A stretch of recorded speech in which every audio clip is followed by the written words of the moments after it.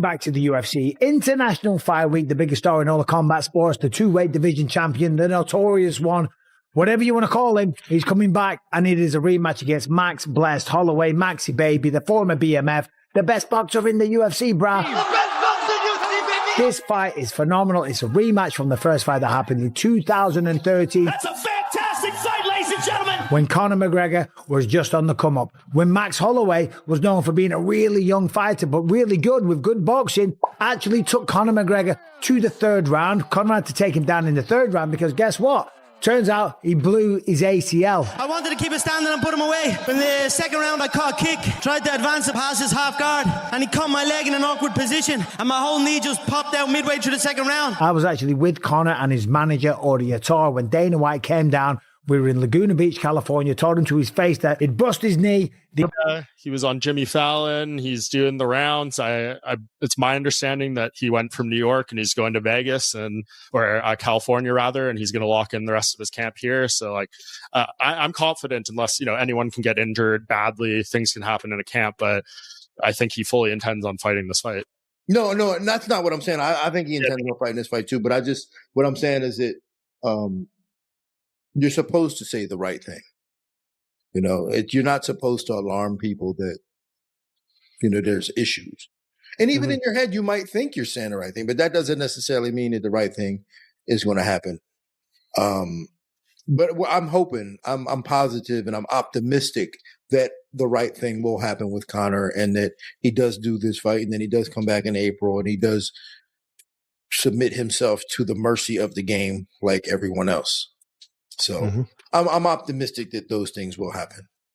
Yeah. What about the fight itself? I mean, we bring up all these hypotheticals if he could fight Justin Gaethje and all that. I mean, it's exactly a 5-year layoff. The current Kalshi market has him with a 34% chance to Max Holloway's 66, which feels, a little more generous than I was expecting there.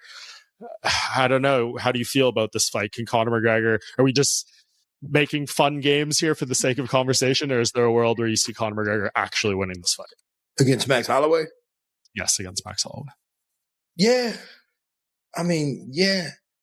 And the only reason why I'm saying that with this level of confidence is because he's done things before that we never thought he could do. So you kind of have to take him seriously when he says something. You have to.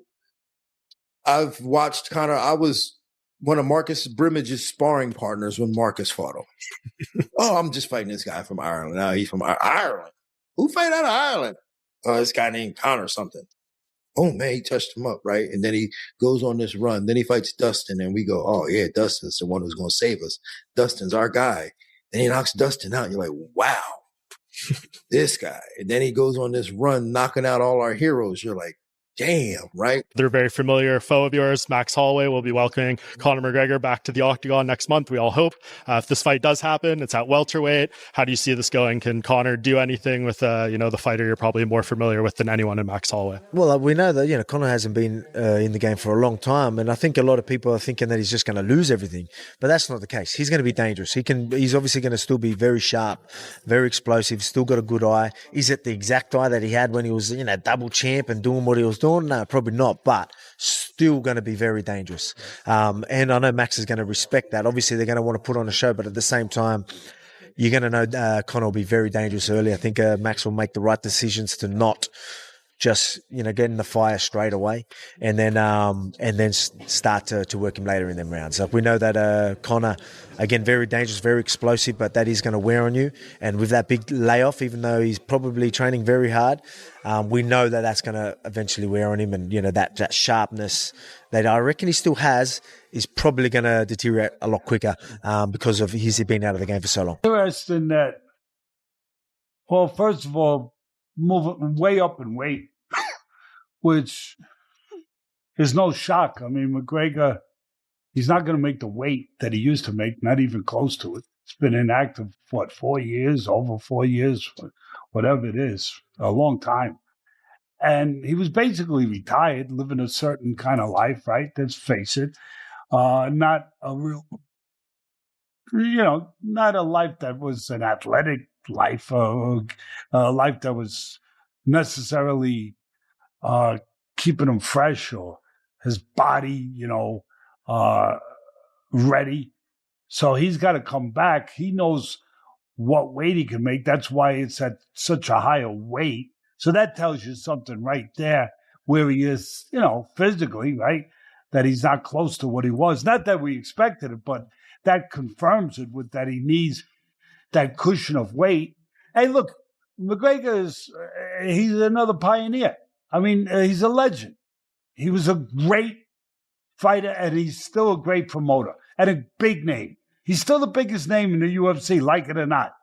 And first thing is that I think when my son says, tell me what you think, I won't be sure that this fight's going to happen till it happens.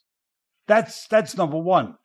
Hold on, because the buzz around a possible clash between Conor McGregor and Max Holloway is getting louder and more dramatic by the day. Fresh predictions keep appearing, with former fighters jumping in and fueling fiery debates over who experts believe will eventually come out on top. Some insist McGregor's brutal power and skills will give him the advantage, while others say Holloway's consistency, endless stamina, and nonstop movement could finally deliver his long-awaited revenge. Amid all the chatter and opinions flying everywhere, one big question still refuses to disappear. Who actually has the smartest prediction, according to those watching this closely unfold? Peak McGregor fever? Probably not. I don't think that's going to happen. Will it be still really big, and then especially still much bigger than the rest of the UFC pack? And you got to notice, dude, the UFC's been doing some, there's been some decline this year, but over the last couple of years, they've been doing huge gate numbers. I mean, we all know that, and I think Conor will definitely continue and then exceed that trend. I think the other part for me, though, I'm sorry, as a fighter, we'll talk more about the odds in a second. I'll tee that up here in a few minutes, but the guy hasn't fought since 2021. He hasn't got a win in almost, not quite, but almost 7 years. Okay. And remember, Chuck, the last time we saw him, people just forget about this. The last time we saw him, he broke his shin in half. Yeah. Right. That is a catastrophic injury. Mm-hmm. And Chris Weidman was never the same after it. Anderson Silva was never the same after it. They were the whole thing was a disaster for both of them. Now, granted, they were older, and I don't know. Well, actually, I'm not sure how old was Chris Weidman when he broke his shin in Long Island. Can you look that up? I'll look it up. About mid-30s, but I'll look it up. So Conor was what, 32 when he broke his shin? Yeah, he was 32. Yeah. So I mean, that's not super old, but it's not super young either. And in either case, just a gigantic. He also, if you've been paying attention to Conor McGregor, he seems to be in better spirit, seems to be level-headed finally, and then also just looks healthier. I assume he's chilled out on the devil's dandruff and the old hooch, I would assume. Did you see what he said about the contract where they he didn't give a lot up on the contracts. He wouldn't get into numbers. That's usually a red flag, meaning the numbers aren't as crazy as we think, because we're all going to say, well, if they offered John Jones $30 million, what's Conor worth? Here's the issue with that, though. So we're all aligned going, oh, Conor's worth more than $30 million. I just think the UFC's all right, contractually, he has two. We're not going to pay him over $30 million. It's probably somewhere in the $20 million, 20 to 25, I would assume. Who knows? This is all just assuming here. But let's say, if they're paying Poatan 10, Conor has a little more leverage. Let's say it's around 20 is the ball. That yes, 2026 is the year of the propeller hats. 2026 is the year where every single big fight, every single main event, where we look at it and we go, yeah, this guy's completely fucked. They win and they dominate and they make narratives look completely fucking stupid in hindsight, right? Chimaev, complete aura loss. Ilya Topuria, complete aura loss. Marab, complete aura loss. And I actually feel like we are living in the timeline where Conor McGregor comes back at UFC 329 and KOs Max Holloway, okay? When I talk about the matchup, I'm not just talking about, dude, Conor McGregor is a better striker than Max Holloway. I feel like, overall, he kind of is. But listen, bro. Looking at the matchup, right? Obviously, there is a lot of question marks. There's a lot of things we don't know because we haven't seen Conor McGregor in the UFC octagon for 5 years. I totally understand that. I do not look at this betting line and go, these people are idiots. Thomas figures this fight will involve far more than flashy tactics and raw power alone. While he expects Conor McGregor to unleash his trademark strength, he wonders whether the Irish star still possesses the speed and balance that once made him so dangerous. Meanwhile, Max Holloway's mix of feints, angles, and combinations could create some serious headaches for McGregor.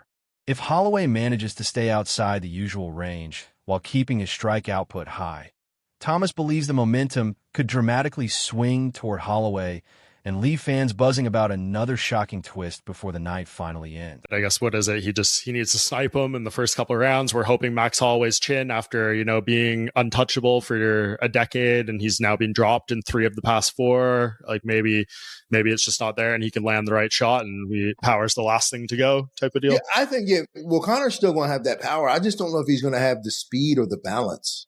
Yeah. With like having the balance with the speed.